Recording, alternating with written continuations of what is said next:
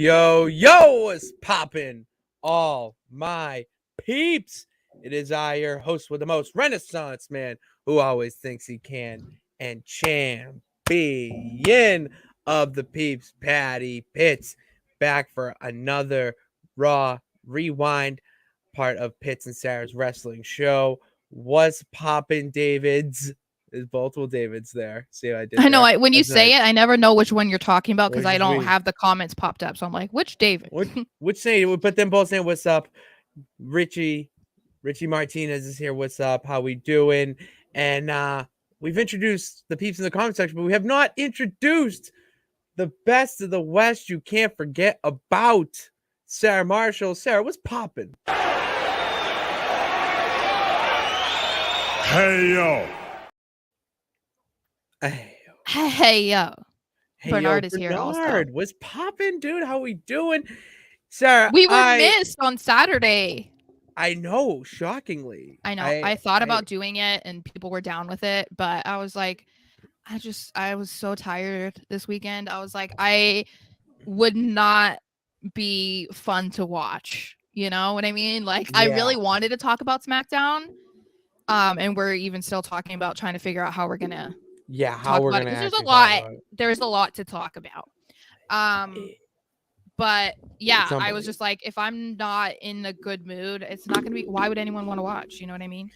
No, I totally agree. And the champ picked a bad weekend to go away in terms of wrestling because boy howdy. How dare I know. I gotta celebrate the Clock Tower's birthday. We had a great weekend, even if the weather was not in our favor. It rained every single day except the day we left. So that was a lot of fun. You brought the rain. You love when that happens. I did. I brought the rain because you know what, Sara? I make it rain. There it is. All right. Okay. Let me talk to you, Sara, because we have a whole lot to talk about. Yeah, David already knows. Yeah. I am just going to take it. This is where you thrive in your, we'll say, hosting ability, because the rewind and the breakdown are mainly your thing, while the show itself is the champ's thing. So, Sara, take us on this journey of what was last night's Raw. So, the show opens with Mr. Seth Rollins, who had announced already that he was going to be doing an open challenge for the World Heavyweight Championship. So I thought it was interesting that they were just starting the show with that. I mean, it's one of those things that it's not a surprise, so it makes sense, that they were doing it. So I was like, okay, that's cool. And then while he's standing there just basking in his glory as the entire audience is singing his song, Finn Balor comes out of nowhere. What? How dare he? No, it was amazing. I couldn't. I was like, in this feud, I feel like I'm Team Finn, and I'm a little shocked about it, but that's crazy. That's okay. Actually, I don't know. It's hard for me to say. It's hard. Okay. Well, yeah. So anyway, so Finn comes up and just attacks him out of nowhere and basically just kicks his ass all over the place. My favorite thing, personally, was the fact that he got in 3 coup de grace. Not one. Not two. The second and the third one, I literally laughed out loud because I was like, this isn't like an easy move to do, but he was just like, I'm going to do it again. And it's not an easy move to take. No, I know. Like, you have to definitely, to prepare your body. You have to tighten up and stiffen yourself up. And so we see that. Core. And that went on for the first, 15 minutes or so. And then when we come back from commercial, Seth is being helped into the back because he's like, oh, God, And Finn is just like, I'm not done. And he comes out and starts beating his ass in the back as well. I was not a fan of that. I think this was a little drawn out. No. Okay, so this is where it gets interesting, okay? No, first of all, my first reactions before we get into what everyone was saying online, okay? I was here for this. I was so excited because I felt like last week was really good. The back and forth between them in the ring, the laying the foundation for, why Balor was so angry and so just like holding a grudge, I guess, against Seth. Yeah, that's a good way to put it. I don't know, it just, it made you more excited if they get you invested into what they were doing. Again, like we've said, it was just like providing the storyline, the background to why this was happening, instead of it just being like, oh, I'm mad because you beat my boy, Oh my gosh. Remy, no, now is not the time. Remy's Um, now attacking you. no, I know. I'm just like, girl, Should have hit a couple coup de grace. I am Watch talking out. about my boys. Back off. Imagine her Um hitting a coup. Never anyway, mind. so Cat de I really grace. liked this because this is also something that we haven't seen Finn do on his own. Usually in the, since the Judgment Day was formed a year ago, it's been a Judgment Day thing. They all join in together and they all attack one person. So I loved how this kept going, because that's very much something too that you see from like Brock Lesnar. Like that's something where he's just going to keep beating you and beating you and beating you, and you're like, okay, we get it. Like we get it. You squashed him. So I like that it was Finn of all people, and I like that it continued into the back, because again, like, why he's doing it. Finn is doing it because he's so angry. He's like, I'm going to hurt you. I'm going to take an opportunity away from you, just like you took it away from me. And so before even hearing about how the whole beginning of Raw went down, I was obsessed. I was so excited about it. I know I'm biased, but Now, Richard, before I get to my point, Richard asked, were you expecting Gargano versus Seth? A lot of fans did and were upset because it didn't happen, although it would have been a great match. Gargano was more so in the tag or IC title picture. It was not Gargano's time. I'll just get that out, is that if anything, it would have been Ciampa, who yeah, we'll I get think it was to. because one, he teased it, two, they were in Cleveland, he's from Cleveland, and three, yeah, I think if they were planning on having Ciampa come back, then I feel like it would not work well to have them both kind of like return on the same night. I Yeah, think it it'll takes still be it. Yeah, it kind of takes the like shine away from the lure away, Ciampa. absolutely. But I do think it's going to be exciting no matter what. Like if Gargano comes back, because we're going to get into this, but there's all those Yeah, rumors. But anyway, do yeah. you have anything you want to say about this before we get into? This kind of will bleed into what we're saying about you know the whole booking situation Okay, so should we for just it. talk about it first then?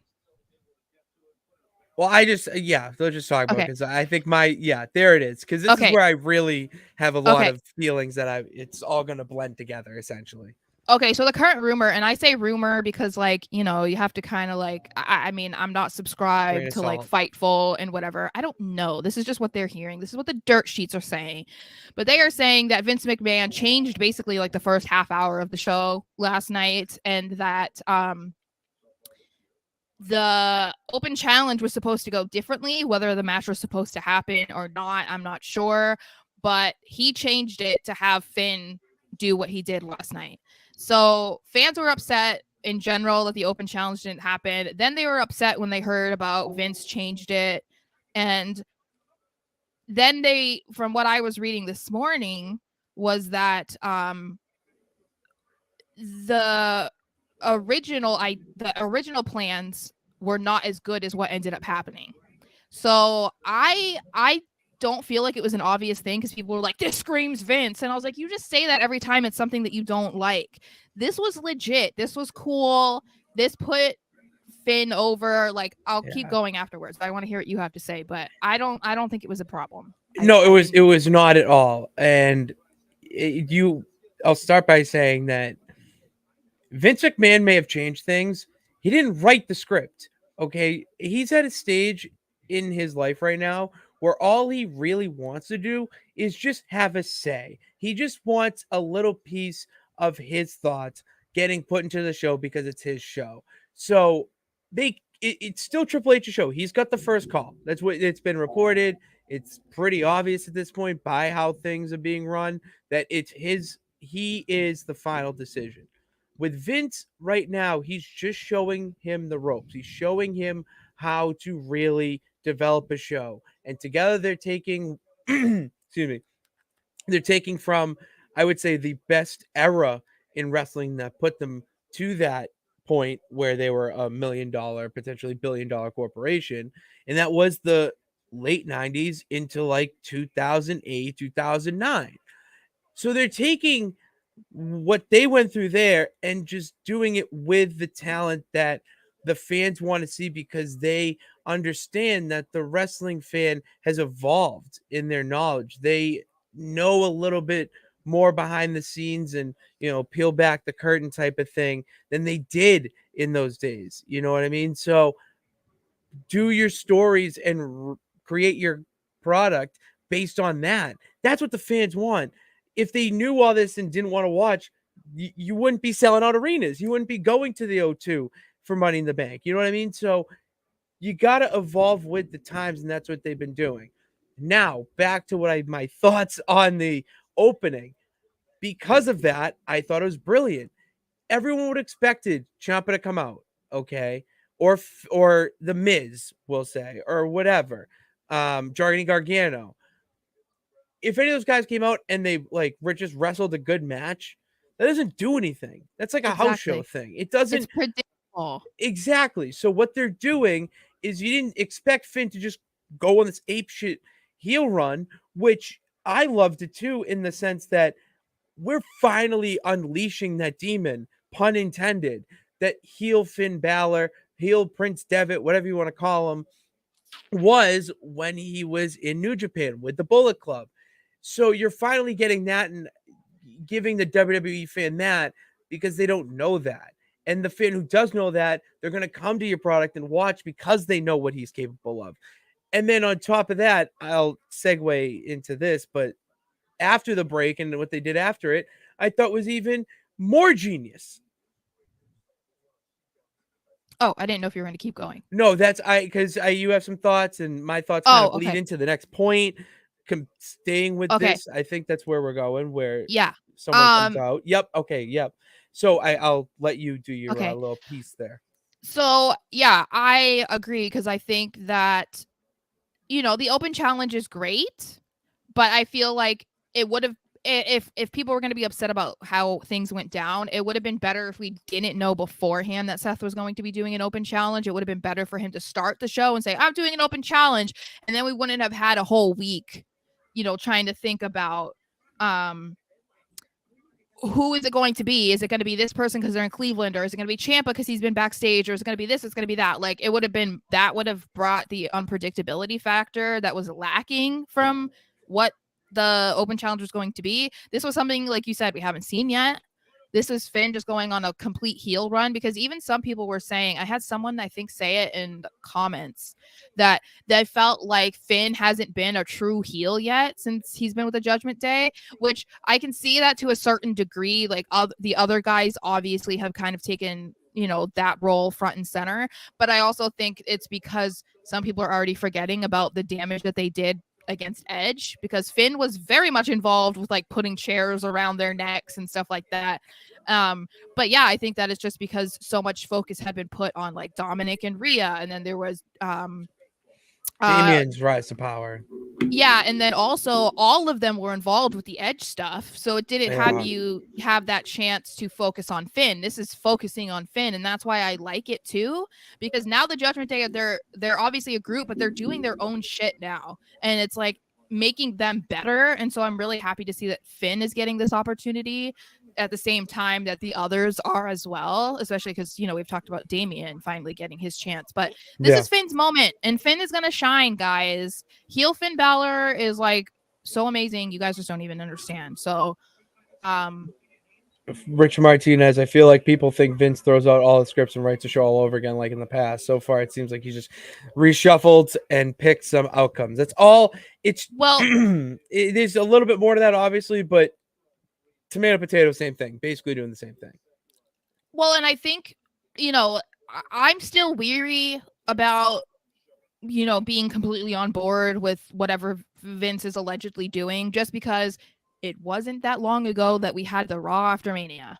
So it's like, we know that he is still capable of booking a shitty ass show just like that. So when I see that he's involved, if it's before Raw, then I'm like, oh God, because I'm just like, what is it going to be?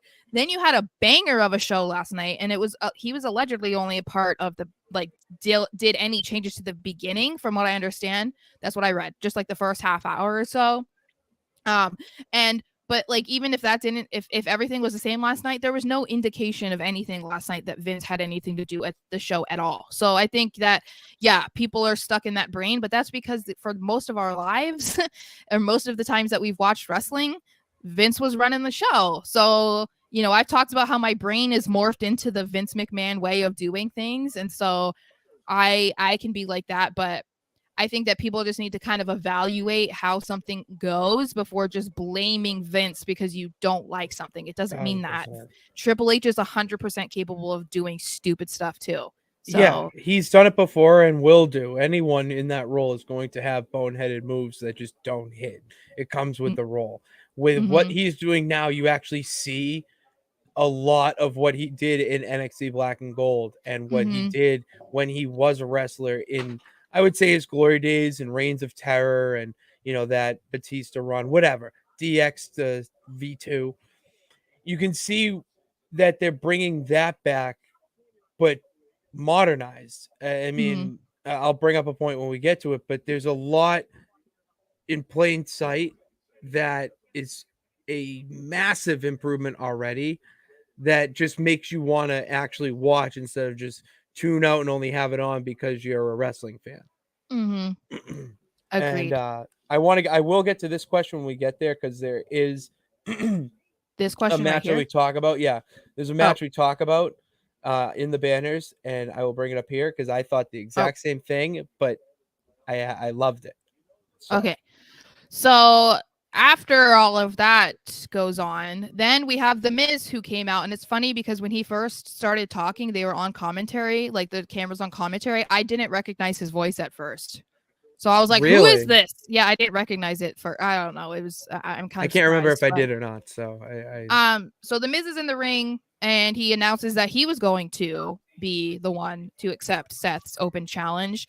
And since he was denied that opportunity, he was then opening the door for his own open challenge.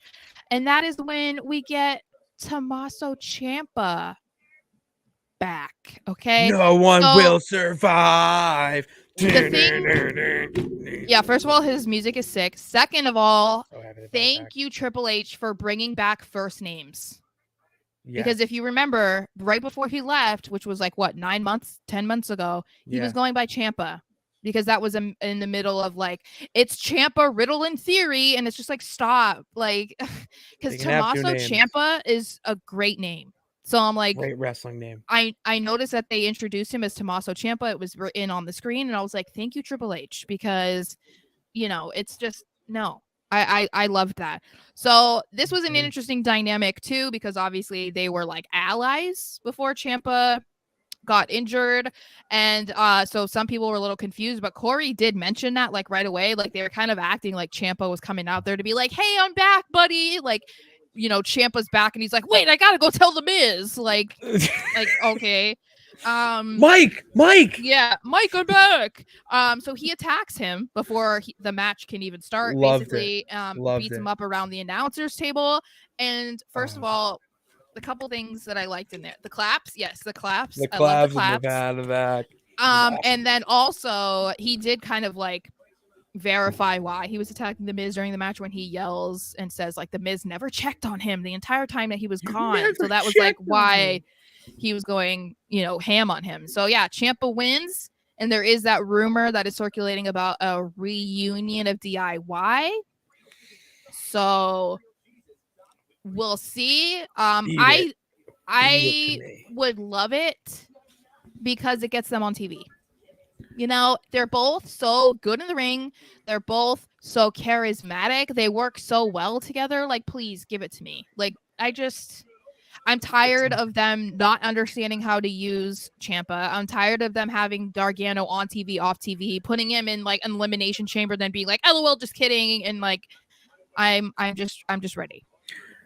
The best thing about bringing them up and informing DIY is them rumored, and it's going to happen. I mean, Helen Keller could see this coming, that they're going to do DIY versus KO and Sammy. That is where you make your money. That is. Are they going to make them heels then, or? I don't even. It doesn't even matter. It really doesn't matter at this point. It just because both guys just want it. And you're going Mm-hmm. to have, if you want, you could realistically make this a saga, a 3-match saga, and it would get better every time. It's remnants of their PWG days, indies, and to have those guys, we'll say main event a pay per view or headline a pay per view, and they were the indie guys that we'll say WWE scoffed at during that Mm-hmm. era. It's Mm-hmm. just that vindication that Sami Zayn, KO, Johnny Gargano, all guys like that can be the face of a company. And then from there, I'm thinking big picture here, but that's your next crop of world champions. And how great is that? That how great for the wrestling fan is that's your next crop right there. Yeah. It's incredible. Yeah. I love it. I mean, even I'm fine with it if it's what happens, but because I'm tired also of Kevin Owens and Sami Zayn not having proper feuds, that they kind of keep just like bouncing around to defending their titles against random people, which it's like it's entertaining because of who they've been against, but it's kind of like you're the only tag team champions, you know, like you have both titles. It would be more interesting if you could actually have them involved in a true rivalry with another tag team instead of it just being, you know, I appreciate the fact that they're going on Raw and SmackDown, but if they do go against a team like DIY, at least then it's like something you're looking forward to instead of it being like, oh yeah, like instead of them being in a tag team match, like 2-on-2, I mean, they were thrown to the main event, you know what I mean? So it's like, that's great, but they should also be a little bit more involved in the tag team division because that's the whole point of being the tag team champions. So Where is it? I want to see this comment. Richard said Ciampa versus Miz needs to happen as it gives the show continuity. Ciampa was with the Miz for, as we mentioned, for 2 months, and then we have an explanation of why Ciampa doesn't like the Miz anymore. Yeah, I mean basically there, and it's better for Ciampa to go out there and beat the Miz, whatever, instead of having him go out there and lose. I would say maybe a 4-star match at the best to open the show. I mean, it's not an Orange Cassidy kicking off Dynamite. Let's put it that way. All right, let's move on. So then we had Judgment Day make their entrance after, and Finn is still fired up about beating up Seth Rollins. Yeah. And he looked like, that's what I'm saying. It's a different Finn Balor now that you're seeing heel come out of him, and it doesn't feel forced. It doesn't feel like it's a face trying to do a heel just because let's try something new. This feels so genuine and authentic that you really get behind it and say like, oh, all right, this is Judgment Day. It gives another element of darkness to them that they desperately need to get them to that next level. Yeah. So he basically just talks about how he is the reason that Seth's open challenge is canceled, and that is not going to be the only thing that he takes away from Seth, that he will be taking away that World Heavyweight Championship from him as well. And then the rest of Judgment Day just basically all take turns on the mic hyping each other up. So Rhea talks about how Finn is going to beat down Seth and that she's dominating the women's division. Priest is going to win Money in the Bank, and Dominic will beat Cody Rhodes. That was what she said. And then Dom gets on the mic and you can barely hear him once again, which I'm just, I love that they're playing it up. Like, it is the best. There were weeks where, remember, we were saying just play it up, like stop trying to like ignore it, right? And now they've been playing it up, so that's great. So he challenges Cody to a 3-on-3 match, and he's like, you have to find 2 other people to join you, and it's like immediately you knew what was going to happen, and I was kind of bummed about it, but I loved it, and the fact that he called them the United Judgment Day. Yeah, United Judgment Day. Yeah, well, it's because of all the the tension allegedly between Mr. Bamian and Finn Balor. So that's what happens when championships get involved, Sarah. Yeah, and so obviously he ends up picking the tag team champions, as we find out later in the show after he speaks to Tozawa and that's what I wanted to bring up with my element to modernizing what we're doing. When the way he did it with texting them as Imperium come up to them, and they're getting into a fight. You can see KO about to blow whatever, and you're, as the fan, you're expecting that to happen. Of course, he's gonna blow up on Kaiser. They've been feuding. Hold up, we got a text message. We gotta go, and it's like, oh, they got a text. Well, makes sense. Paul Heyman's calling Roman Reigns every 5 seconds, Yeah. so wrestlers have their phones at work. Yeah. And then it adds that. And then do we have a banner for this? Because I don't. But when Cody picks KO and Sammy, or No, because I'm moving it. Well, I haven't gotten to the main event or anything yet. I saw. okay, but the point is that, like, the that whole segment, like that whole KO and Sammy, I think we are gonna talk about that. Yeah, okay, that's the next thing. So I'll leave my thoughts for that, but because I have a lot of thoughts about that, but I don't want to go You off keep jumping. topic. You need to not read I these am just beforehand. I don't need it. Yeah, but Yeah, I because feel like it messes you up more. a little bit, because I kind of want to talk about how Kevin Owens is so sick of the bloodline, and he finally popped on Byron, and I loved it because it's like that's how I'm feeling. I'm like, Okay. why? Well, he was me through a lot of That's last what night. he's everyone. He's embodying the fan with that, and then have Sammy say, "Hey, I think you're a rageaholic," Mm-hmm. and then have that play out through the entire episode and culminate in a match, whatnot. Yeah. It's nice. It's bringing that comedic element for the backstage segments, but then that aggression for when he actually gets out into the ring and has to have a match and get in front of the fans. Yeah, so Sammy challenges him basically to like be calm for the rest of the night because he's like, you're a rageaholic. So it's because Byron comes up to them and of course is asking about the bloodline again. And even he was about to do it. I was like, stop asking them. Like, we're already like, it's fine if Sammy is kind of around a little bit now because, Jay has finally picked his side and whatever. That's fine. But I'm just like, okay, stop asking him about it. Like, that was me. That was Kevin's reaction was me. I was like, that is me. Just like, stop talking about it. Stop asking us. We don't care, especially on Raw. Just like, shut up. So, Kevin doesn't agree that he has a problem. So he's like, yeah, that's fine. We'll be fine. Whatever. So later, this was I think one of the best things because if you're a fan of Friends, has to be from this episode. Have you seen the episode with Ben Stiller of Friends? Okay, so when they're walking backstage and the guy like bumps into him with the drinks, and Kevin like doesn't freak out, they're all like nervous that he's about to freak out. That's the scene from Friends when Ross bumps into Ben Stiller's character and spills coffee on him, and then he freaks out on him. It was like we were like, oh, like you kind of thought that was what. It's not his problem. He didn't know. Yeah, I have an idiot problem. Yeah, he's like, I'm fine. I'm like, that's me. That's me. And then of course, right then is when he gets up to Matt Riddle. I'm like, see, yeah, you got an idiot problem. That was my favorite part of their whole backstage saga is when they get to Riddle. And Riddle's like, "What's up, KO? Kevin?" Asking about movies. But it's not even movies. It was movies like Honey, I Shrunk the Kids, and all those other 90s movies. And he's like, "Matt, I love them. Thank you. That's great. Yeah. Thank you." And then walks away. And you're going to hate me for complimenting Riddle here, but the comedic timing and going with what was going on of Sammy going, he's just going through stuff. And he's like, yeah, I feel it. I feel it, man. I just died laughing at that. I thought that was so funny of just how he just came back with that so quick for, all the shit people give him for being just like the whatever, bro, whatever. That's how a little bit of change is coming with him, because that was just. You've been saying that for a million weeks now, so I don't. It's coming. It's what I'm saying. It's here. No. Fear is coming. Okay.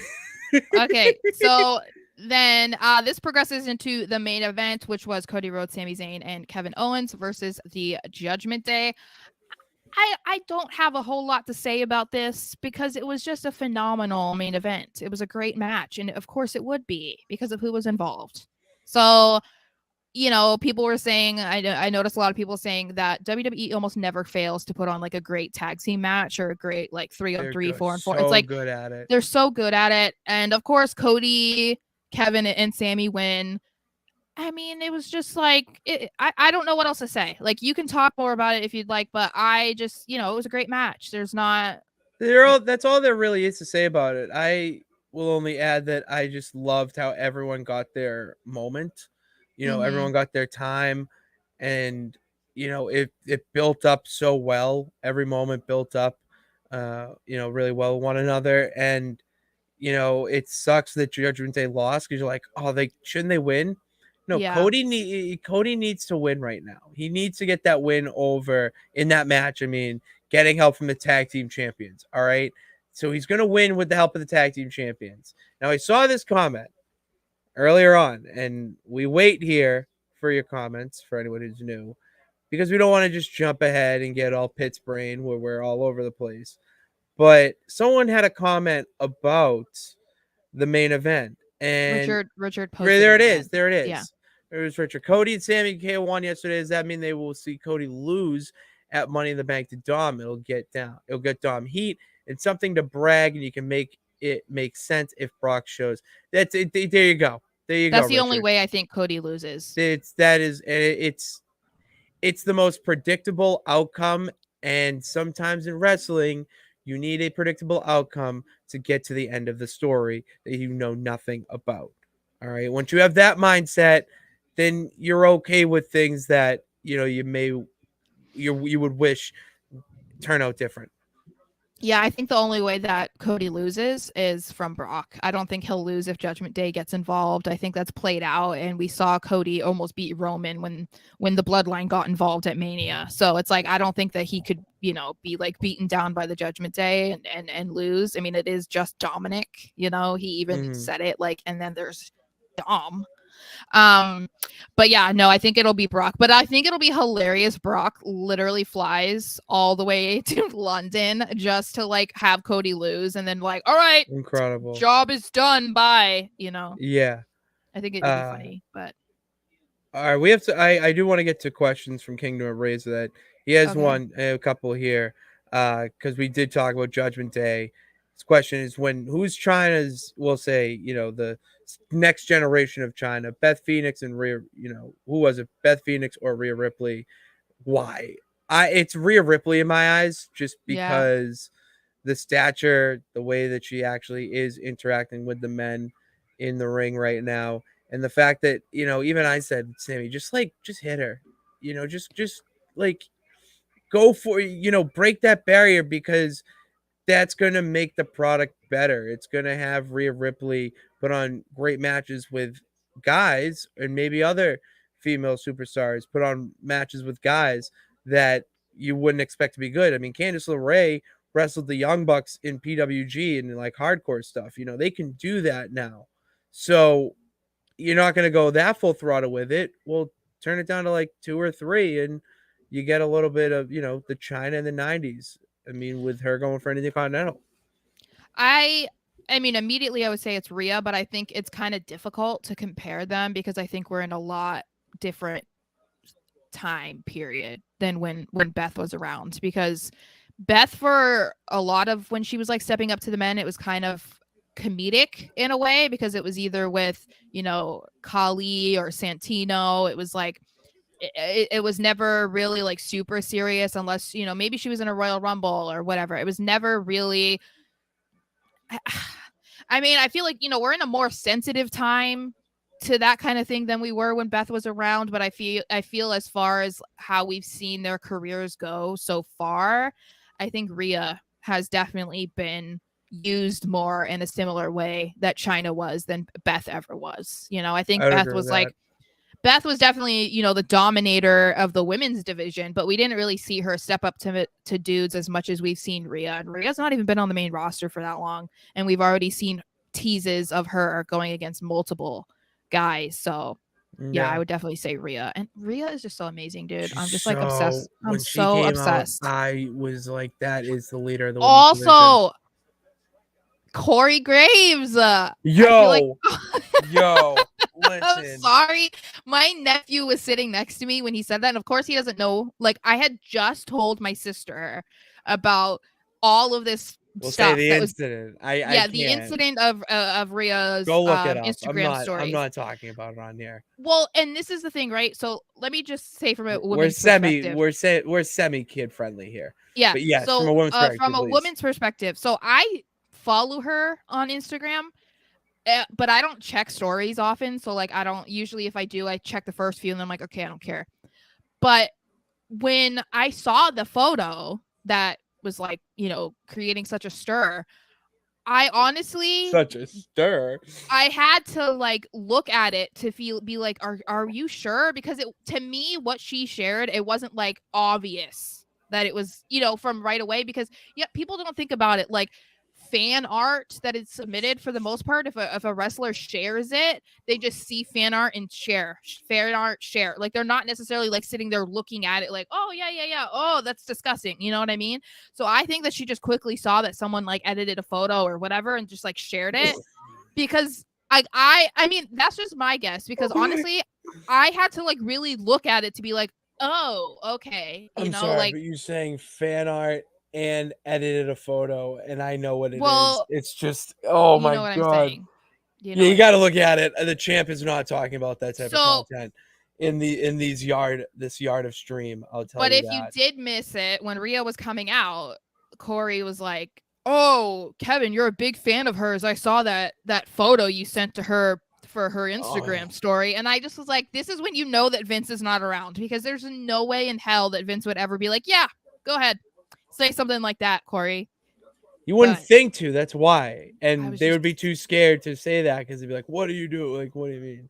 I was Uh, I obsessed. do But want to get to this question about Kingdom of Razor because I know we talk about wrestling here. He knows that too. What are 3 tips dealing with anxiety? I will always share tips about this because I deal with this myself, obviously. 3 tips, quick ones that I use: deep breaths. Easy thing if you're getting overwhelmed in the situation. Just 3 deep breaths. Look at something, stare out. One thing I learned from a therapist that if you're in just a random room, pick out a spot of something. It could be a clock, it could be a window, it could be a wall, and just list off everything you can think of about that object.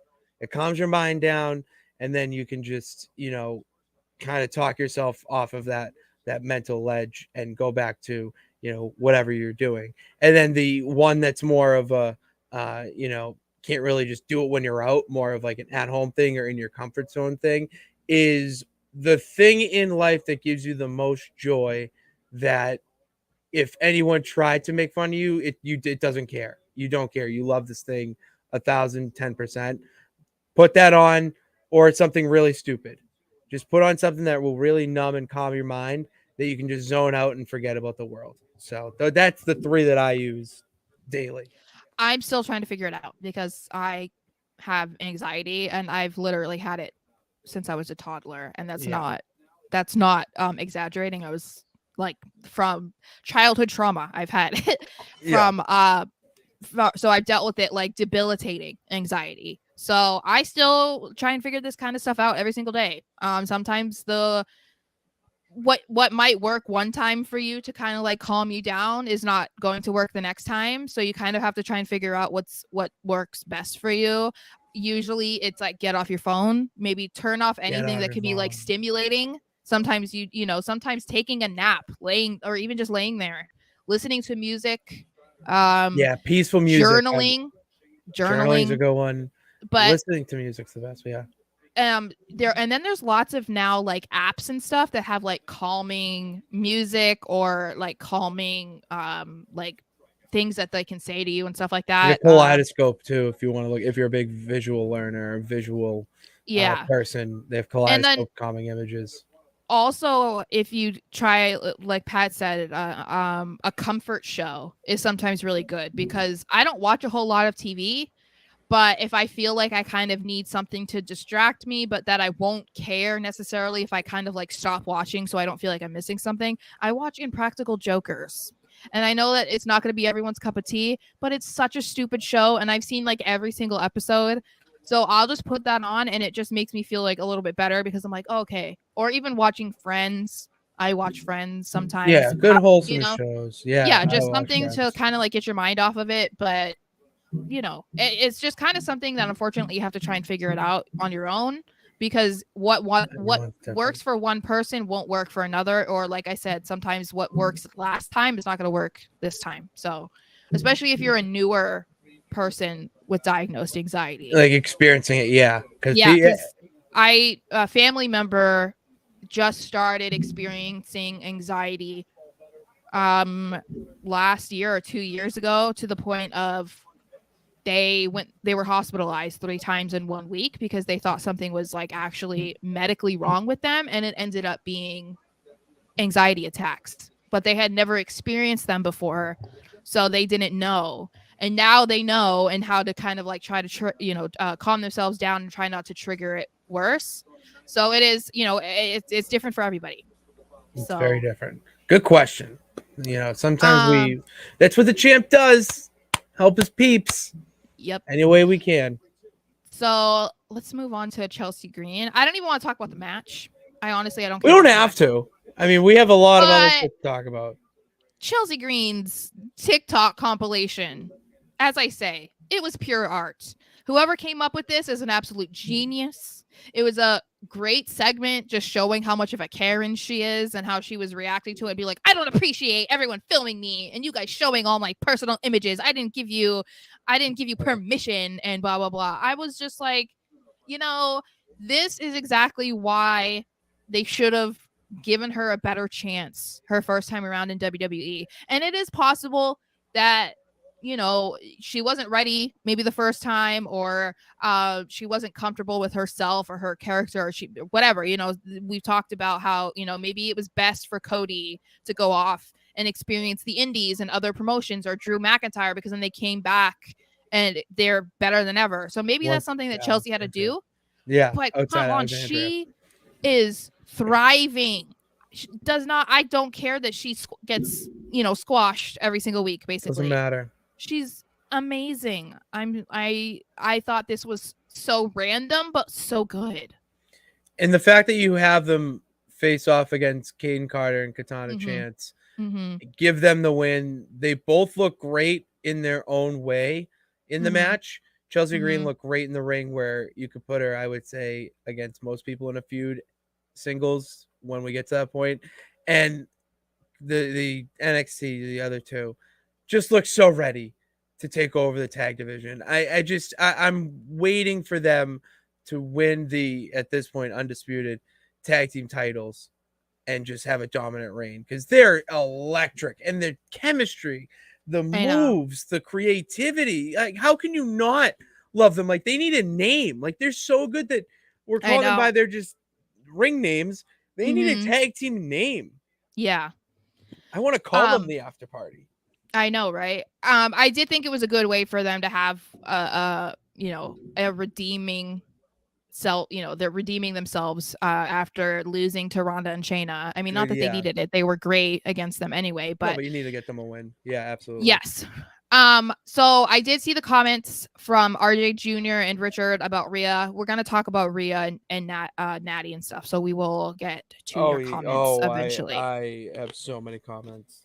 Yeah, so don't worry about it. We'll get there. You Then I worry. just had to mention this because this is one of our most watched I video loved clips. it. I loved So it. Cody Rhodes doing another pointless segment because he's the guy in WWE right now. So this is another moment when you say you're the guy when, and they basically have him do an interview with Kathy Kelly, who did every other interview backstage the rest of the night before and after. But this time she's like, nope, I'm going to stand here on the entrance ramp and I'm going to have Cody come out and do his entire entrance. And I'm going to have him stand right here and do an interview for absolutely no Awesome. reason. The reason they're making him, like, he is Dusty's kid. You can see it so much. With It's his freshly unbelievable. bleached hair again. And the way that he's, presented in this old school fashion, that's what they do, because they didn't pander to the television audience. They pandered to the audience that paid the ticket to get there. So that's an old school way of bringing him out, because you're going to have him obviously to the TV, but you want the fans who went to sing "Whoa" as many times as possible. They sang the entire first verse. That's what they're doing now. It's going that direction where, we get to sing it twice in one night. That's electric. How special do we feel? And them knowing that on top of the old school way of, all right, this guy called you out. What do you say? And then he accepted in not only just in front of the viewers at home, but the entire arena. He's saying, I accept. It's Mm-hmm. just Cody is on another level. And I think the only people who are on their own level right now are Roman bloodline extensions, Seth Rollins, Cody Rhodes, and LA Knight. Oh my god, I can't wait to talk about LA Knight. I've just I watched that. Okay, I'll talk about it later. so many But yeah, so many this times. just reminded me of the last time when he came out to introduce the World Heavyweight Tournament. I just was like, this is so stupid, but like, that's the era we're in. So I thought it was funny. It's just one of those things that just makes me laugh now. Like, not because I hate it, but I just think it's funny because Yeah, it's oh, like, 1,000%. Yeah. you know. And then I wanted to make sure that we talked about the Hurt Business versus Indus Sheer simply for our guy Sore We because gotta shout out Indus for Sore. I mean, and there's more to talk about this week because this wasn't a squash match. no, this was a very good So match. yeah, so I appreciate that aspect of it. We've seen them have like a handful of squash matches to this point, and this was cool because because it was basically a rematch with the Hurt Business. And it was like Indus Sheer kind of like showing respect for them for not like showing fear or whatever they were trying to say, which I was like, they looked pretty fearful to me, but I like would if be that's terrified. I'd be yeah, fucking terrified.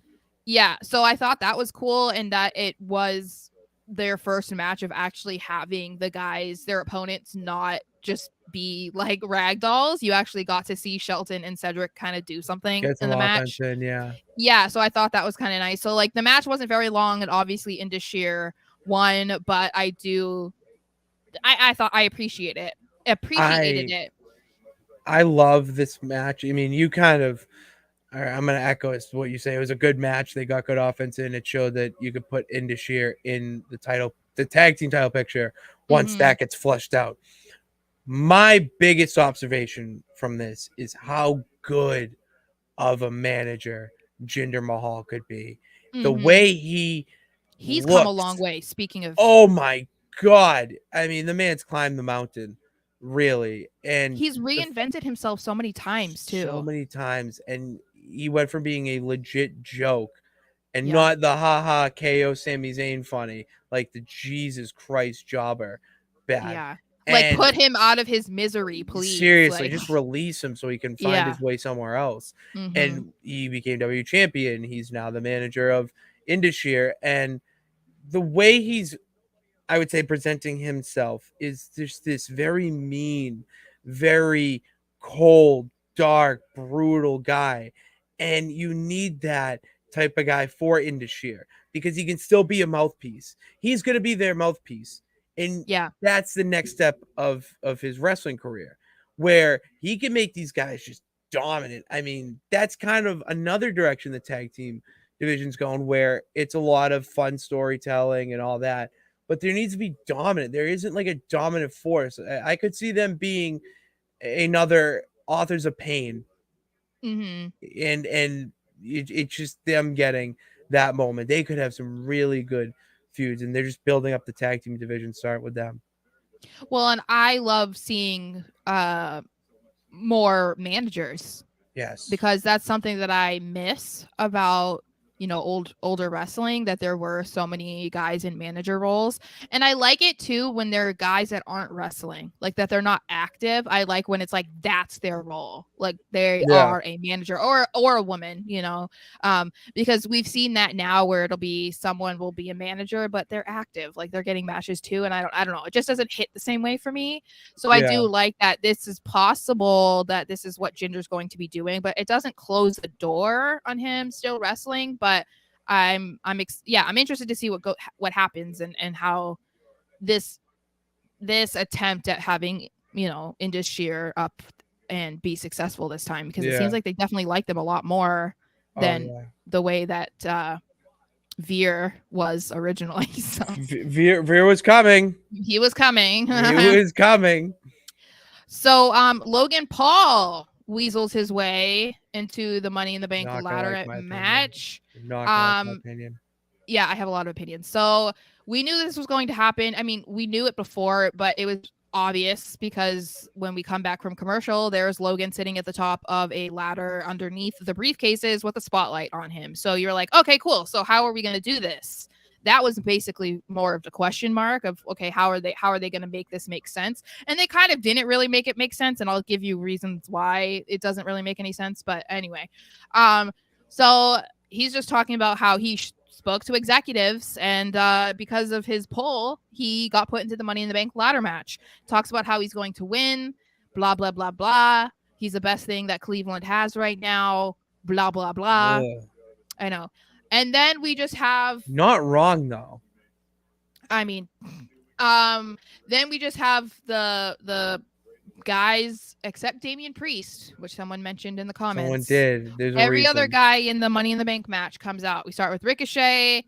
He comes in, says, congratulations, Logan, on making it in this match. We know it's because I made you go viral from our moment in the Royal Rumble, but you don't have to worry because I'm going to win this match regardless. So we see that kind of foundation potentially for their matchup at SummerSlam. Then we have Nakamura, who barely can even finish a sentence. Love when he gets on the mic. It's always a great time. It's Yeah. always a great time when he gets on the mic.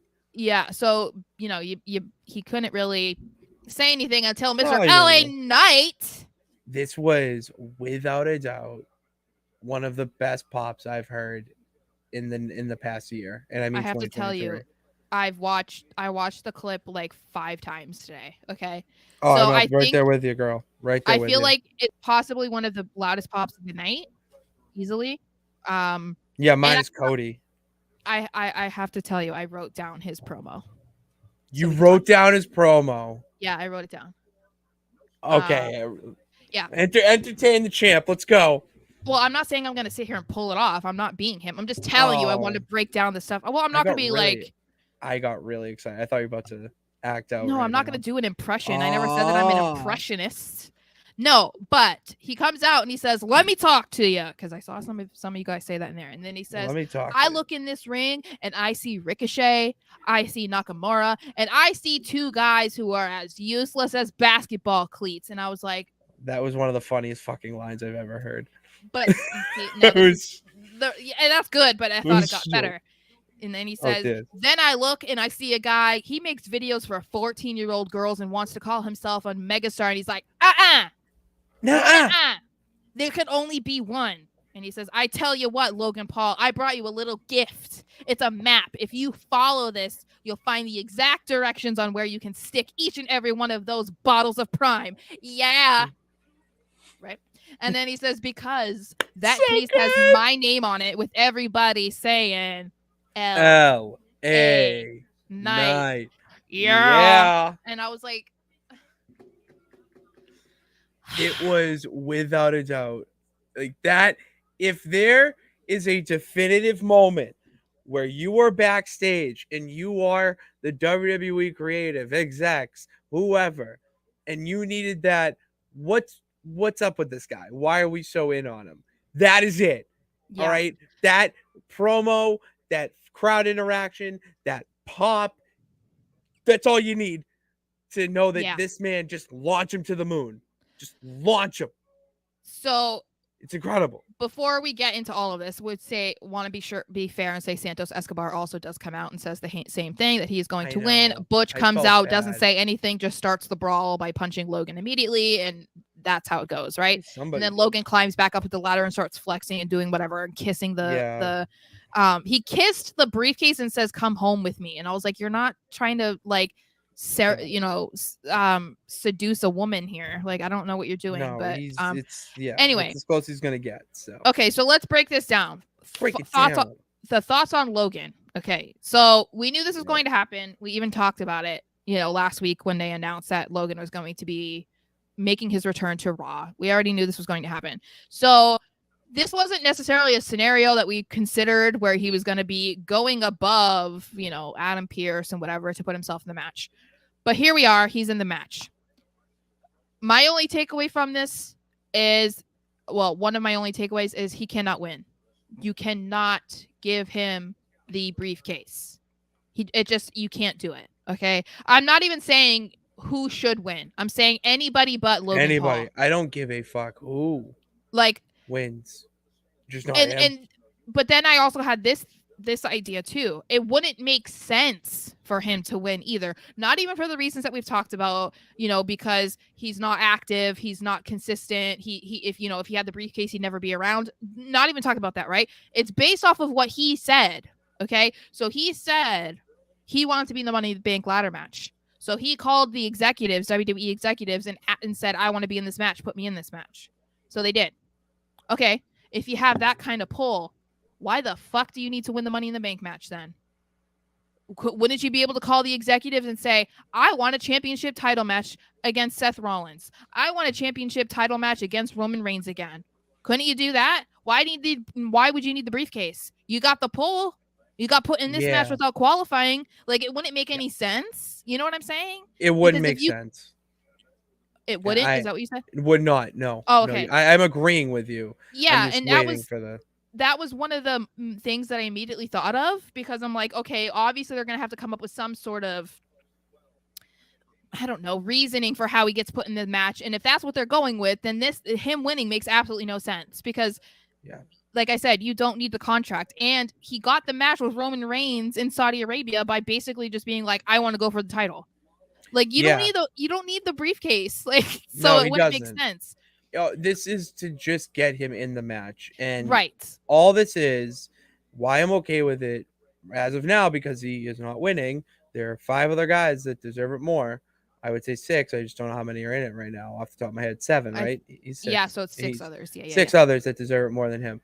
Right. All this is the common. It's the celebrities always. You're always going to have some sort of celebrity element to wrestling. This is just the time period where it kind of works both ways, where it's a celebrity, viral star, whatever, but the dude gets it. He gets the business in the sense that he just wants to do some cool moves, cool spots. He wrestled before, so maybe he likes the contact, whatever.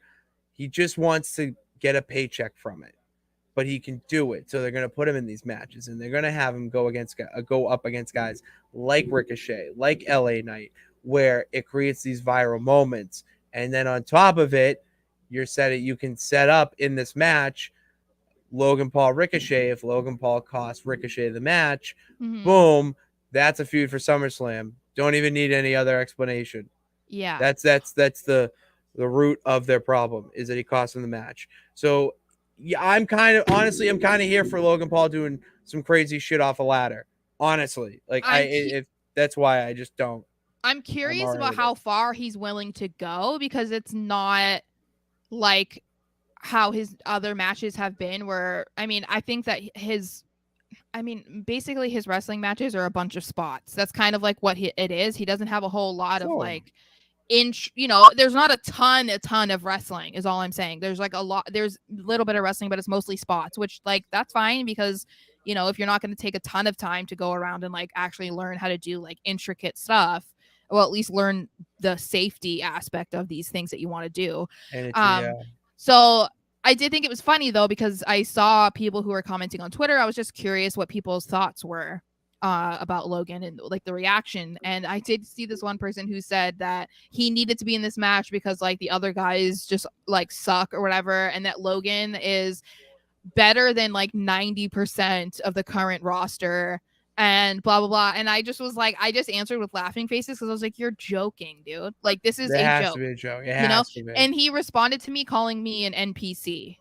So I was like, that's an NPC comment out of him. But also, his profile picture was Roman Reigns. I was like, speaking of NPC, you don't even have a picture of yourself, dude. Like, what do you mean? You have a picture of Roman Reigns. That's the most NPC thing ever. I know. So I was like, what the fuck? But I just thought it was funny, because I was like, you can't say that with a straight face, though. Like, you can say he's better than anyone should be at his experience level.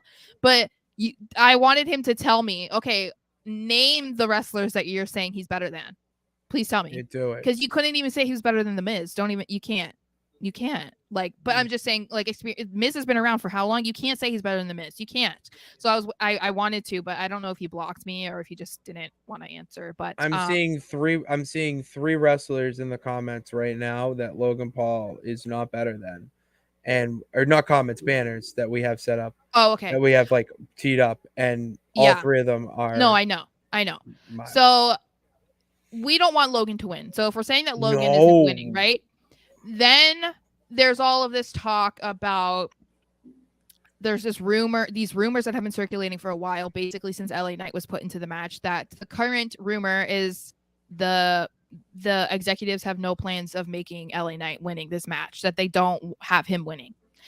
But that his push is coming, which I'm like, you've been saying this, I swear, for years at this point. So I don't trust you saying that, you know, you're going to be doing this and doing whatever. And I'm not even saying that he needs the Money in the Bank briefcase to like be projected forward and whatever. He's over on his own without doing anything, basically. But let's say if LA Knight is out, like he's not winning, and Logan Paul is out simply because he shouldn't win, then who should win? Damian Priest.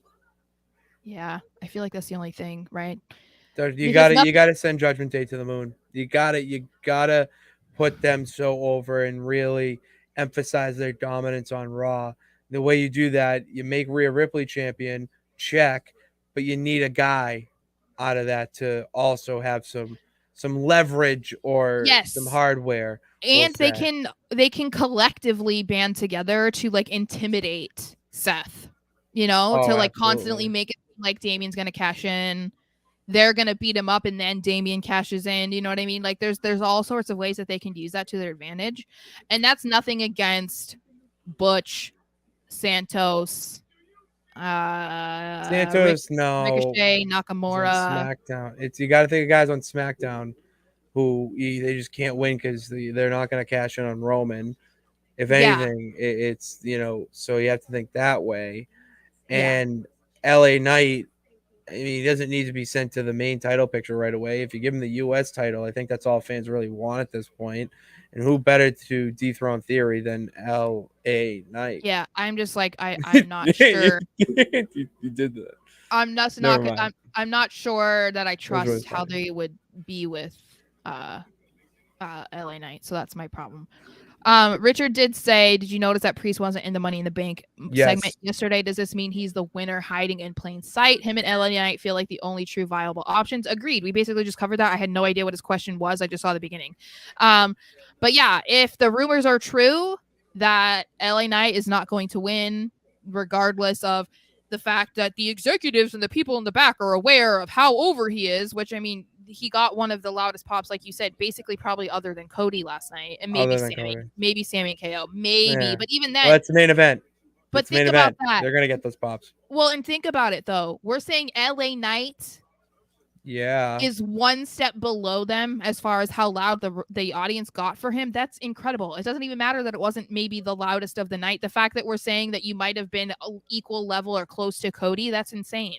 So they're gonna have to figure that shit out, because you can't let this, because that's kind of like what we talked about. It's like a Zack Ryder issue. They pushed Zack Ryder so far away that it pushed him into becoming an online character that forced them to put him on TV and take advantage of the hype that he created for himself. And it's like, that was a mistake, because you also waited too long, you know, because at that point people are already getting, like, they were so into it, but it had been like months, and you decided months later that was when you wanted to do it. So it's like, I don't want them to ruin LA Knight either. You know what I mean? I agree.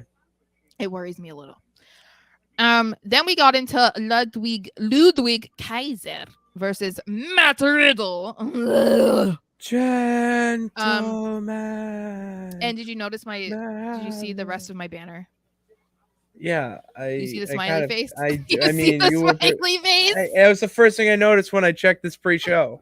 I was like, wow, somebody's happy that Matt Riddle got his ass whipped after this match. I did. I hope he broke it. So anyway, it was really great to see Kaiser in singles action, and that Gunther didn't really interfere or really do anything, which, you know, Gunther isn't one to do that. It's his. No, I love it. I love that they don't do that. It's their heels that don't interfere except in like big For moments. Gunther. Yeah. Yeah. That's what I love. Like And build it up. this, I'm sorry, but you commented on this last week when it was the tag team match with Kaiser and Gunther. But Oh shit! I'm sorry. you guys want this dude wants to talk about how Logan Paul is better than 90% of the roster. He's not even better than Ludwig Kaiser, and that's not even saying anything bad about him. But like, you couldn't like.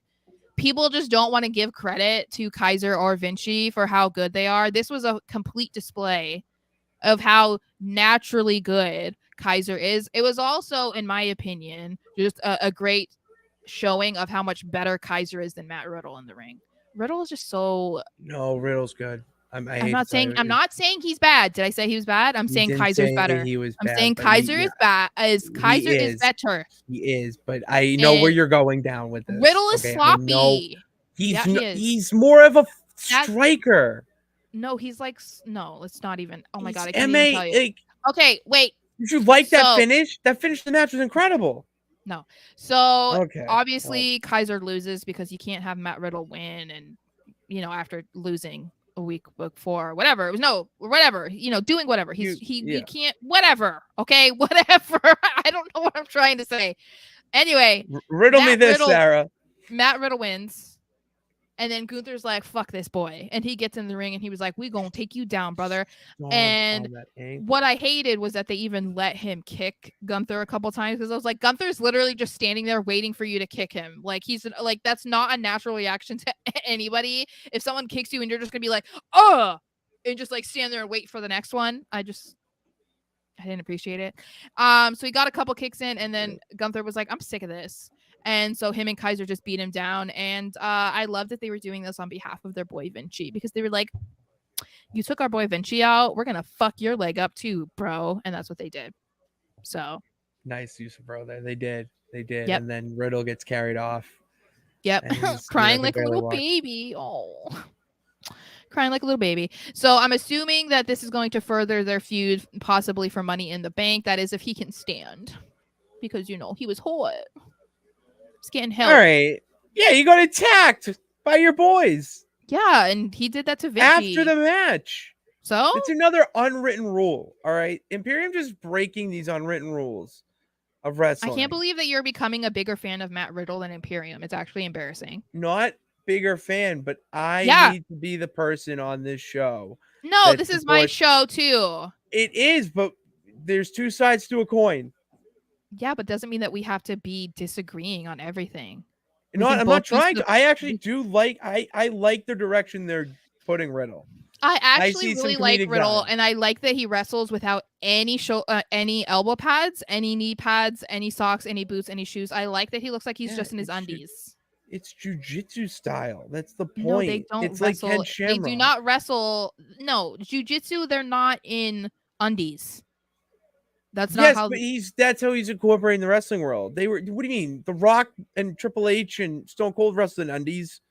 Yeah, and they also had they had knee pads and boots, and sometimes he's a tough guy. He's a tough bro. He's so tough, man. He's so tough. You see when he does those monkey flips off the top rope, he's crazy. And then the strikes and. All right, we're moving on. I don't want to talk about this match a whole lot. I just basically wanted to talk about Maxine. The only thing I want to bring up, I just want to get this off because this was a comment earlier about the matches being a lot faster. And would that be, do we think that's because of injuries or whatnot? Here's the thing. And this kind of relates back to the Indus-Sher match as well. The whole match you had to watch. You had to watch the whole match. It was action at every minute. Okay. That's all you need for Raw. You don't need Alpha Academy to be putting out 10-minute matches that just drag out or whatnot, or just happen to have them out there. You're showcasing Chad Gable right now. That's the whole point of it. And then you're having Maxine do her move out on the outside. And then the way that ended, it got the Viking Raiders a win. Okay. And then the Viking Raiders, it may, wins and losses may not count in WWE, but when you're the heels trying to get some sort of leverage, that's when it counts. It won't count for them when they get to the pay-per-view or the payoff, whatever that may be, on an episode of Raw or whatever. And you get that full circle moment where Alpha Academy finally wins and gets over that. And then even maybe even have Maxine pin Valhalla, and that's the direction they're going. You don't need a lot of time to tell that. It's like a 5-6 minute segment that just gets you to the next part of the show.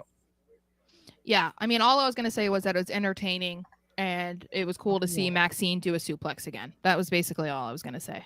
How awesome is Chad Gable though? Most underrated, underappreciated wrestler in WWE right now, hands down.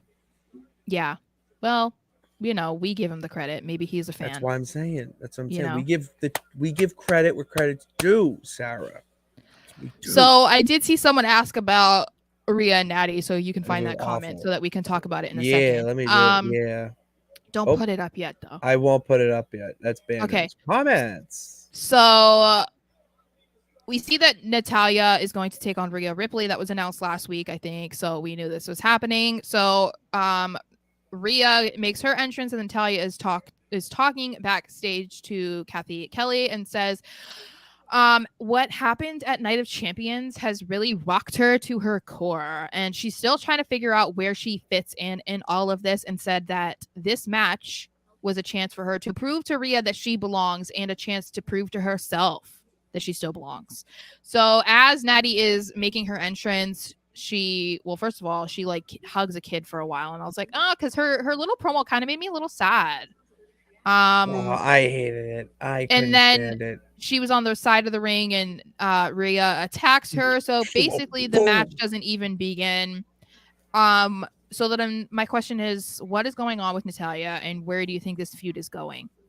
I'll start by answering this question. Rhea's match against Natalya, because it felt unnecessary. It was, that's why I put this up. Richard expresses that very well. It was very unnecessary. I think Rhea's lack of matches is due to a small injury that WWE isn't releasing. She didn't take any bumps in both of her matches against Natalya. No, she's not taking bumps because they're trying to build her up as this just dominant, overpowering champion and leader of the women's division.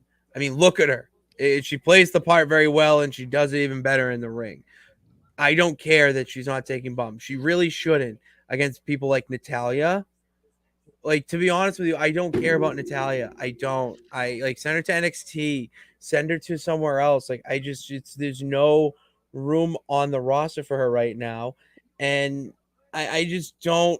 I can't get behind her. I just don't like the promo that she cut before she went out. I just was like, okay, cool. Like, I was not behind it. I just did not. I didn't. Okay, cool. Like, I'm sorry that you're having like a midlife crisis right now, but I don't care. I just don't. And the whole hugging the kid really long plays into the fact that just like it just pulled at your heartstrings. Okay, it did in a way, but I saw the writing on the wall where it's like, all right, she needs to take another step. She needs to take another L, and I am done with seeing her on Raw for a little bit. Maybe sign NXT. I'm thinking. Well, she already did NXT, so I don't think that's happening. But there was a draft. She can get drafted again. Okay. Or so, this was something that we said that was going to be a problem for Rhea after the draft because of how the draft was divided, where they put a lot of the top female talent onto SmackDown, which left Rhea with basically Becky as an equal. So Becky's been tied up in her own feud with Trish for months now. So there's obviously no timetable there for when that's going to finish for her to have any sort of feud with Rhea. So they're going to have to try and figure out somebody for her to go against, because you can't just give her the championship and then have her just sit around doing nothing, like so involved with the rest of Judgment Day stuff that she's not doing anything in the women's division. So that's why they threw Natalya at her. But obviously people aren't buying into it because that she's not like an equal to her and whatever. Yeah. So what I did like was that it seemed like we kind of got a tease for her next opponent, which was at the end of her not match with Natalya, which was Raquel was backstage being interviewed before her entrance, which was the next match. And she was saying that she wants to win Money in the Bank, but that she's a little bit weary because of what she just saw Rhea do to Natty, but that she wants to take the title away from Rhea. And Rhea confronted her because Rhea was making her walk to the back. So I kind of liked that because that was who we said we wanted her to see. We wanted to see them go against each other. We were like, okay, they're obviously trying to push Raquel, which I'm here for. And she really is. If we're gonna talk about equalizing, it's not even just star power. So that's what I say when I say with Becky, the star power matched with Rhea, which would make sense for them to go against each other for the championship. But if we want to talk about physicality, Raquel can go toe to toe with Rhea in that regard. So a match between the two of them is exciting to to look forward to, because it won't be a Rhea Natty match. It will actually be a match that you want to watch, and that could be a really good women's title match. I'll save my thoughts on this next opponent for the next segment or next match. Oh, okay. Because that's what we got left, right? We got because it again bleeds in. Thank you. So then we did see Raquel. Obviously, she was making her entrance after this, and she was facing Trish for the final Money in the Bank qualifying match spot. Last, whatever. You know what I'm saying? Raquel versus Trish for the last spot in the Money in the Bank. Yeah, I'm sorry. I'm just tongue tied. Okay. Yeah. Don't get me tongue tied. Sorry. Okay. Anyway, so I thought this was a really good match. I also think that it was probably Trish's best match, or one of her best matches, since she has gone on this last minute run, whatever you want to call it. So I thought that was great. And of course, we see that Becky does lose her cool and comes out to attack Zoe, but then she gets her hands on Trish, which then bleeds into disqualifying Raquel and putting Trish into the final spot in the Money in the Bank match. So this was what I was kind of torn with too. I obviously we then see that, okay, Becky could go against Raquel, which I'm here for. That's great. Like, there's the potential there. But obviously we know that this whole thing with her, Zoe, and Trish is not ending soon. So I think that we might see Raquel versus Rhea at some point, even if Raquel doesn't win the Money in the Bank. I don't think she is, but I guess she could. I would love to see that more than her versus Becky, because I do think Becky, Trish, Zoe, that's going to be continuing until at least SummerSlam. Yeah. No, that's the plan, and that's where I don't care that Raquel lost, because they gave us that little tease in the back where at first I'm like, you got to be kidding me. This girl is just getting screwed out of every opportunity. Anytime that she has a belt even close to her, it's like she can only have for 2 weeks. It's just, I feel so bad. And to cap that off with a loss because Becky Lynch got involved, and then to have her come back through the curtain, give that little, I don't know if, I forget if she was talking and Rhea came up to her or vice versa, or whatever, or if it was before. I think it was before the match that their encounter happened. Yeah, so I already just talked about it. That's what I mean. Yeah, I don't know. It was before. So Rhea was coming to the back after. And if you, and because that happened before, you have to kind of, if after that, you're going to be so like upset that she lost match, Becky screwed her, like, come on, Trish doesn't need to be in the match, whatever. But that interaction they had beforehand, it indicates that she can, either one, interfere in the match with Becky, start a little feud there before she gets to Rhea, or just say, screw it, I don't need a briefcase to solidify my chance or my shot at the title. You just don't need it with her. And for the fan, you need that reason to be like, well, why is she? Oh, she won this contenders match, or oh, she did this. It's just like, no, it's her time. Rhea needs an opponent to step up to the challenge. And after Natalya, honestly, anyone would be a viable option than her. So I just am okay with it, and I like that direction. You can't have Becky win the Money in the Bank.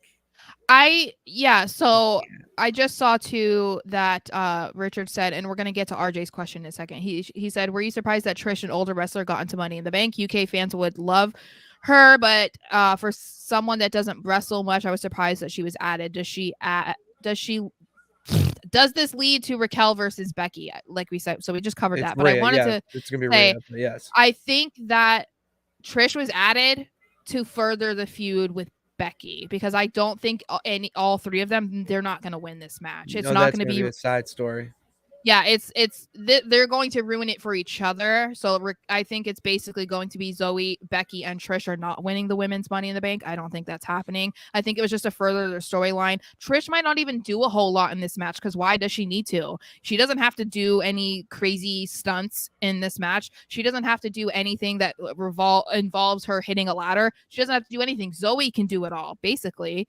Trish just needs But someone. She just needs that's to say that she competed in a Money in the Bank match. That's it. yeah.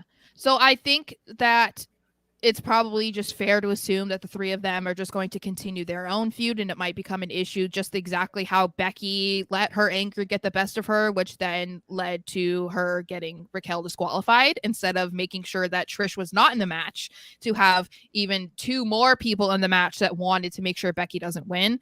Very much could be the downfall, kind of like what we talked about with Damage Control. Bailey and Io being in the match is probably not ideal, and it will lead to the demise of Damage Control. I still think Io is still my pick to win. So I think this is just setting them up for a match at SummerSlam, which I do think brings up a lot of interesting possibilities, because the two of them are in the Money in the Bank match and Becky's by her lonesome, basically. This could set up a 2-on-1 match at SummerSlam, which I think would be interesting, because I don't know the last time we could say we saw a handicap match for the women at any pay-per-view recently. Or does Lita come back and be Becky's partner and go against Trish and Zoe? I don't know. But I do think that, yeah, Trish's involvement, I think, is only to further that story. It's not really, to make you believe that she is going to have any sort of chance at winning. I agree. I agree with all that. It's. I would rather see someone like a Zelina Vega win Money in the Bank. Yeah. To be quite honest. Yeah, That's I my. know. That's my pick. I'm still team EO, but it's Yeah, I from what I've read and from watching things play out, I think they really want to shock you this year in the right way, and but they I can think do that with how Damage Control is playing out, how Trish and Becky is playing out. I mean, and then how honestly over Zelina Vega was in her Backlash match, and then to have that match with, honestly, I know it's Lacey Evans, but she did really well, and she's competed in other matches too so far since being drafted to SmackDown, that you're like, wow, no, I kind of want to give her a shot. Last week she went with Io. She fought yeah. Io on SmackDown. It was incredible. When I So watched it back. yeah. So I wanted to get to these comments quickly before, because we're going long. I mean, it was a great show. It was a Yeah, great show. I don't RJ even care. Jr. says, how do you guys feel about Rhea's reign? I feel like she hasn't had any good, memorable title reigns in WWE. She either doesn't defend or loses it instantly. I hate how they treated Natalya. So I think, like I said, we kind of covered this a little bit, but I just wanted to make sure that we specifically address the question, because he did make sure to post it more than once. So I just want people to know that we're not ignoring you. We don't ignore. I agree. I haven't liked Rhea's reign so far, and I think that it sucks, because that match at WrestleMania was incredible, and so I feel that what they've done with her since then is not up to par with what we know she's capable of. I mean, she did that against Charlotte, who we say all the time is arguably the best woman to ever wrestle in WWE. So it's just really unfortunate. I think the biggest thing is the draft. I think they really screwed her over in that regard. They didn't consider her, it feels like, at all. They should have left at least Bailey or Charlotte to Raw. They should have done something. Kept Bianca. They should have done something to make sure that she had somebody, even if it wasn't what we all wanted to see. At least she had someone that was like a legitimate opponent, and so they're kind of like in a rough spot right now, because there's not a whole lot that they can do. So I mean, I agree. I agree with every. It's just the luck of the draw. This to me, this to me shows that they really want her to have a dominant title reign, and it's a slow burn. It's a slow burn because they screwed her, so they're gonna just throw some cheap ones, and then they're gonna get into the real title defenses, then the real ones where you can think, oh, maybe she'll lose it here or whatnot, and all of a sudden you blink and it's, oh shit, she's been champion for a year and a half now, and Mm. she won it at WrestleMania, retained it at WrestleMania, and now we're heading into SummerSlam, and she's, defending it and could lose it to, we'll say, Roxanne Perez or Cora Jade or something. Mm-hmm. That's where I feel like they're going with her title reign, is they want someone from NXT or a younger talent to Mm-hmm. defeat her for it, because it's a new title. You want to add some prestige to it, some up and comers that you see as the future faces of your company, and you're only going to get that with NXT. With the other women's title, have that be that, next year, because Asuka's defending it. It's on SmackDown. It Mm-hmm. has that little bit of prestige and lineage already. So have that be a little bit more and have this younger crop go for that. I think that's a brilliant idea. I'm with you. But that was Raw. That was Raw. Whole hour and 25 minutes and 30 seconds, because Mm-hmm. we had a lot to talk about. We didn't even talk about SmackDown, which I apologize to the peeps. And Saturday, it's just we're getting there. All right. Well, And quick thoughts. Bloodline, amazing. I Pretty just Deadly, amazing. amazing. I just the whole all I'm gonna say about the Bloodline is what I've been saying for every episode we've done. Sarah, say it with me. Best Best story story in in wrestling. wrestling. Yeah. Yay! It Pretty Deadly. is. Pretty Deadly, amazing. They were Also. pretty. Yes, Yeah. boys. Um, and then also when they were saying what there was a phrase they kept saying. Oh, even longer when they were talking Even about celebrating, longer. and then we're And then gonna we're do this and we'll celebrating celebrate even even longer. I was like, longer. I am obsessed with They you get it. so They get much. it. They know how to I'm just connect. obsessed. I want to be their friend, but then I'd probably be like, I want to marry you, and they'd be like, Hey, okay. hey, you never know. All Well, right. Kit is married, so Okay, well, and there's two of them. Elton's yeah, but Elton has a girlfriend also, so I would just have to Okay, be like, well, then that's why we dream at night. yeah, So I guess. that's all But I'm gonna anyway, say to that. yeah. And we'll be back on Thursday for another episode. We're working on something in the works. If that doesn't happen, well, it doesn't matter, because the champ and the best of the West that you can't forget about will be back in the Art of Streams talking wrestling, because there's a lot to talk about right now. Sarah, we have Forbidden Door on Sunday, which I am trying to get you to watch, Yep. because it's rumored that the greatest wrestler on God's green earth is going to be main eventing Forbidden Door. Will Osprey? No, it's his opponent, Oh. actually, is who Well, I I was think talking that's about. But see, there you go. It's two of the greatest wrestlers on the face of CM God's green Punk. earth. CM Punk. Phil Brooks. Shut your Phil mouth. Brooks. See, that's the thing. I missed wrestling this weekend, and the only thing I'm sad about that I actually missed was SmackDown. I don't give a flying fuck about what happened on Collision. Is that Well, sad? there was a lot of mixed reviews about Punk anyway, so That's what I'm saying. Like, yeah. I the only thing I really I gotta watch is his speech, and I'm kind of just Yeah. not. It's like not I'll watch it when I watch it. exactly. So Yeah. and you can watch us when you want to watch us at Sarah's YouTube channel. Okay, Sarah Marshall XO on YouTube. Type in Sarah Marshall XO WWE just to really specify that search, and go subscribe to that channel. Hit the bell to know when we go live. We go live every Tuesday, Thursday, and sometimes Saturdays when Mr. Popular doesn't have a birthday to celebrate or whatnot. So go subscribe there, and not only just for the streams, but we have clips, okay? Clips of all the topics that we talk about on the show. So if you don't have all this time to tune in with us, you can watch what you want to watch and then go tune in to the actual wrestling. So to know when all that shit is posted, you're going to go and follow us on our social media platforms at Pat_Pitts and at SMarshXO on Twitter, at Pitsy35 and at SMarsh_ on Instagram, and at SMarshXO on TikTok. Sarah, you took a breath. All the links are in the bio or all in the the links description. are in the description. Mhm. What did I say? Description. No, I was saying it again because I said bio. All right. Okay, link in bio, link in description. The links are there. Go click them and follow them. In the meantime, we're gonna hop out of the yard of streams. Thank you guys for tuning into this edition of the Raw Rewind. God bless. Remember that you can do it. All you gotta do is try. We'll see you next episode. Yeah.